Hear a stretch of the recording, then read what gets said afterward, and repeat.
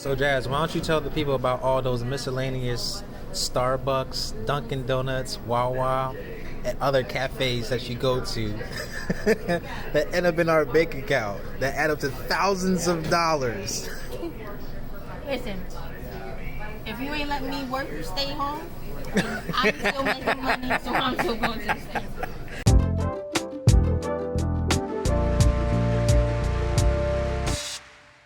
Welcome back to our channel. My name is Jasmine. And I'm Dave. And this is Engineered by God, where we navigate life from a Christian perspective. And some of you may know, but we are expecting our baby number 2, a baby boy. And so in preparation for this baby, we are trying to prepare a place for the baby to sleep, for the baby to lay its head, right? And so our current setup in our house, we have 3 bedrooms, master, a small room that is Josiah's room, which is now our studio, which is where we are now, and then a 3rd bedroom, which is a little bigger, but that has been operating as our storage room since we moved into this house. Go. Go. Let's go to your room. Let's go to your room. Not the bathroom, your room. We're not taking the bath right now. We're coming in here. We're celebrity parents. We only bathe you once a week. All right, so this is Josiah's current room. All right, Hold on, real quick, guys. Come here. This is what your kids do all night, in the morning when they're bored. If you don't pick them up, They take a bite out of the front. Look at this! It's all over. Look at all these bite marks. I'm not even sure if you can even pick it all up. All right, focus this. All right, this is our spare bedroom where we keep all of our junk. It looked a lot worse than this before, but this is going to be the room for the boys, the new room. And Jazz is insisting on getting a new floor. New carpet. First of all, It's fine, y'all. It's fine, y'all. No, it's not. When we were kids, we were sleeping on a cinder block. Look at this. Look at these stains. They're not from us. When we were kids, we were lucky to have a floor to sleep on. We had to levitate in the air when we were kids so that we could sleep because there was no floor. This video kind of doesn't do it justice on how it was because it was way worse. This is how it looked after I cleaned it up a little bit and took some extra unnecessary stuff out, right? And so as we were going through this process of, revamping or making over the room, we realized that this is also kind of the same process that we were going through internally to basically have like a spiritual makeover, if you will, during this break period. Right, and if you're going through any makeover, the first thing you got to do is take an honest assessment of where you are, right? So when we're looking at that room, there's a couple of things that really stood out, right? The first thing was the carpet. Like it's, carpet has that padding underneath so that, if you fall, it doesn't feel like you hit your head on wood. Well, this one doesn't, right? It was just basically a wood floor with a thin layer of carpet on top of it, which isn't the best for a kid's room. Yeah. And the second thing is the windows. Like, they might as well not been there. It might as well just been the screen mesh because however it is outside is how it feels in the room. If it's cold outside, the room is cold. If it's hot outside, it basically needed new windows. And the paint, if I tell her I think the paint was fine, but Jazz is like, that paint gotta go. It was beige, you guys. Look at it. The color is like dreary. It was a little dry. I didn't care that much, but it is what it is. I'm not going to die on that hill, right? And spiritually, when we looked at where we were, there's a couple of things that stood out. And these are bad, right? These are bad. They're bad. The first thing is our prayer life was not a consistent prayer life. It was very every now and then sporadic. It wasn't a consistent thing. There wasn't enough emphasis on reading the word consistently, right? Again, another sporadic thing here and there. And the last thing is our focus on community. There was no focus. Basically, there was no focus on community. And we were basically doing this thing on an island. And you know how that thing works. It's like, if you're not really accountable to anyone else, it's easy just to give up and just be, not really take it as seriously as you should, right? And so that's kind of where we were spiritually. Right. And so then we're like, okay, so this is where we are. Now we have to understand where we want to be, how we want to change that, right? And so for the room, it's easy. We said we want new carpet, new windows, new paint, and now we did not say new paint. Remember? Yeah, I said new paint. And then in terms of layout. We got to figure out how we want this to look with Josiah and this new baby, where everything's going to be, what new, if we're going to have to buy new furniture and what it's going to have to be like. And so that, that's fine. We decided that. And then in terms of in our spiritual life, so one thing, obviously, we said consistent prayer life. Obviously, that's easy. We need to just, it's not yeah, easy. but it's like, but that's what we want to do, have consistent prayer, consistent reading. And in terms of community, that one is a big one for us, because what exactly, does that look like for us right now? We felt like we were in a place where we had some people that we were doing, Bible study with, and we are going to church, right? But we're not really investing in like other people's lives, right? Mm-hmm. We're not really putting ourselves kind of out there, reaching out to these people and inviting them in and really doing life with them, which we feel like is really where you see the most change in your spiritual growth. You know what I mean? Right. And so Dave. Yeah, recently we've been putting a focus on 2 Peter chapter 1 verses 5 through 8. One of those things that it tells you to put an emphasis on is brotherly affection. Mm-hmm. And that's something that it sounds like something that's obvious, right?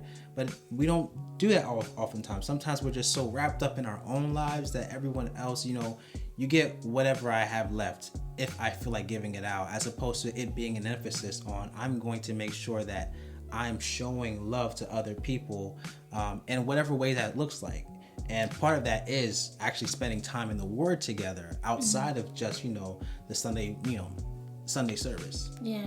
And I was going to say about your situation with your partner. Well, that actually goes into counting the cost a little bit. So yeah. So, but Jazz is kind of getting ahead, which is completely fine, right? So the next thing is you count the cost, right? And I think, part of our decisions on how we were doing things with the room was how much things were going to cost and how much we felt like we could do on our own, right? Mm-hmm. And so like with the painting, we got a quote for multiple rooms in this house to like do some other things. But we decided, we're only going to do this in one room and we're going to buy the paint ourselves. All right. We're headed to Home Depot because we got to get a carpet, get paint, so we can do this baby's room. We were going to have painters come and paint, but they were tripping on the prices, and it was giving me too much anxiety spending that much money. So, do you guys have anxiety when I look towards the camera when I'm driving? Like I have when I watch Grey's Anatomy? Anytime there's a car scene? I don't know if you guys feel me, but there's like this line where, can I do it myself? Yeah, I can, but I don't want to do it myself. Like I'd rather just pay somebody to do it. So like the room that we're doing is so small, we figure that we can probably do it ourselves. But what's going to happen is we're going to regret it as soon as we start. Right. First of all, we could suck. We could just not be good. And it's like, wow, look at us. We spent the money on the paint brushes, and here we are hiring professionals because this room looks terrible. Yeah, okay. So many options. Look at all the different shades of white there are. Look at all these different shades of white. Like, it shouldn't be that hard to keep it white. We're going to paint ourselves. Right? Mm-hmm. And so, like, that's always a factor. Like, if we can't afford the new carpet, then there might not be new carpet. Like, we can't afford new windows, then maybe the room has to be a different one. Like, the costs really impact what you can do. Like, the financial real cost, right? Mm-hmm. But spiritually, if I'm honest, I think this is the hardest part for me, right? Because oftentimes, if I'm being real, is that I know what it's going to cost me, and I don't want to pay that cost, right? I know that it's going to mean that there's less time for me, less convenience, less, that there's so many times where, for example, we'll be watching Netflix, and I just think to myself, like, we should just spend some time in prayer right now, and I just won't say it out loud because I don't want to pay that small cost. And the thing that Jazz was just talking about is the other day I had somebody at my job. I could tell he was trying to go to lunch with me, but to be honest with you, I didn't really want to go to lunch with him because like I only like to go on lunch with people that I can be very honest with. Like if I want to say I want to quit this job, I want to be able to say that to that person, right? So it's really just me and like my best friend that I go to lunch with. But outside of that, later on not even later on, kind of in that moment I was thinking about how like, if I want to, show the character of Christ to other people, I'm going to have to put myself in these positions that I don't feel like being in, right? And maybe that conversation or maybe that interaction, right, we begin to develop a friendship. So now if I want to invite him over, it's not a weird thing, right? Yeah. I still didn't go to lunch with him. I shouldn't do that. But like understanding that sometimes, not sometimes, but oftentimes, the cost is not going to be a convenient thing to you, right? But it will be worth it. But I'm struggling in that because I know what the cost is, and sometimes I'm just like, I'd rather not pay it and just do what I feel like doing in this moment. Yeah. I mean, I think the same. Same for me too. Yeah. But after you count the cost, then comes the time to execute. Right? And so, we mentioned in the last video that in terms of spiritually, we made our plan, but we haven't actually executed it. And we're in the process now of executing, that plan. But in terms of the room, that's basically done. Final product. Got new carpet.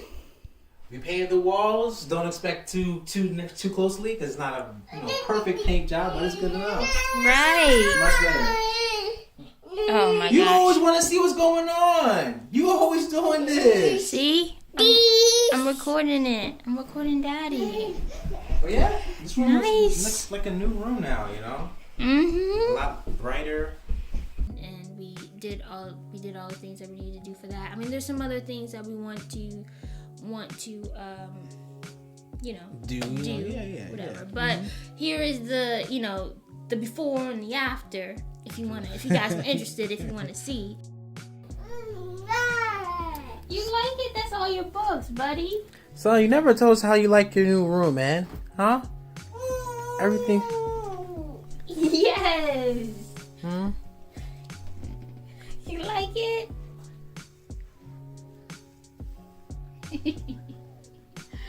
This is the finished product. Everything's in here. Well, not everything. We're still missing a lot of decor. Oh, looks like we're missing a lot of things. Never mind. We're just missing on that wall and that wall.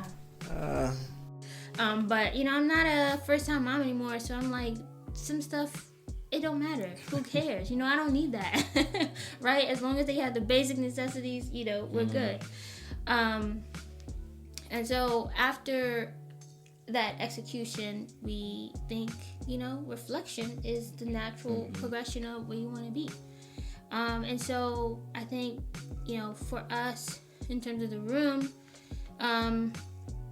just reflecting on the process, and what went well, what didn't go well, what we would change if we did it again. Let's get specific. So like painting, for example, right? We found out in the process that, one of us wants it done, basically perfectly. One of us doesn't really care that much. And that can create some conflict when you're actually in the process of painting together, right? And so like looking back, like, hey, if we're going to paint this room again, if we were to paint a room, like what's going to be our approach and committing to that approach from the jump? Right. You know what I mean? Yeah. And we decided we would hire someone. We would definitely hire someone to paint it. Right. But, we didn't. And so it's fine. It's fine. Go ahead. No, go on. All right, that's my turn. So another thing to also like reflect on is like the circumstances around the execution, because sometimes you're just thinking about how did I do my plan, but sometimes you forget why did I have to have this plan in the first place, right? Yeah. And so for painting, for example, one of the reasons that we didn't spend the money, it wasn't even a lot of money, but we were like, we've been like wasting a lot of money recently ordering out, DoorDash and Amazon and Target, and you guys know. You guys know, right? And so like if we weren't, like if we had if we were consistently spending our money wisely and not wasting, like when it came time to paint the room, we'd be like, well, we haven't been wasting money, we've been doing a good job, let's just pay the money. And we would have saved time, we would have had any conflict, probably would have had a better end result. Yeah. And so sometimes you're just looking at how the plan went, but sometimes you also gotta look at why, the circumstances around why that plan needed to happen in the first place. Yeah. So overall, I think this has definitely been a good way to kind of look at any project that we want to do moving forward, any type of thing we want to do, this kind of plan of execution, whether it's a physical project or like an internal kind of revamp or what have you. But we thank you guys for watching this video. Right, and if you enjoyed that, there's actually a bonus step, step 6, which is to subscribe to our channel if you're not already subscribed. Yes. And of course, if you liked it, hit the like button so that we know that you enjoyed the video and all that good stuff. Right. And let us know in the comments if you guys need to go through some sort of like spiritual revamp, or if you guys are good. And yeah, we're interested to know. But that's it for us. See ya.